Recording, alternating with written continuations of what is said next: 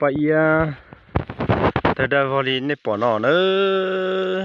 nhưng nó bị trao chè, tí dụ nó ăn nó nữa, thì xí, chúng nó mua cá mó chè, chỉ mua bị trao nó lúc thì đọc cao, nó tuần gì, ra vụ bỏ tí trống là xí, khó xé tầm bỏ đi nó, cho nên mấy phong dư cũng xé,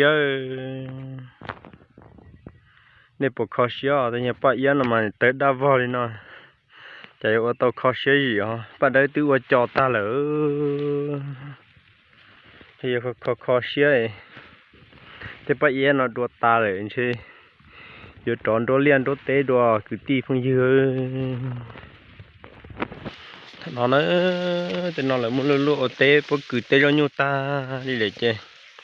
chả nhung cầu là xứ nó chuột tế công bây giờ thế đa rồi cho nó xứ khó xế tại rồi chả nói can tu rù lỗ nó chuyện cho vụ phát triển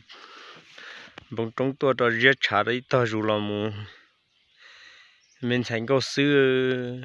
con gấu nhớ cho trong tết thử cho nên thiệt có là tao muốn nói xong em thì chỉ bỏ có liền luôn mà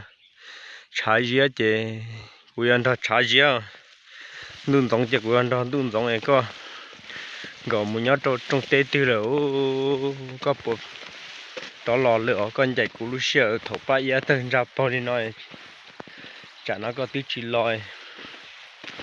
cú to coi cú tuần đề cú lúc chế này to chế bịa ta đi nó mà tiêu là một chỉ tàu đi đó thế nên là nó trò cái rõ tên nhập bậy là to có xíu mình có mong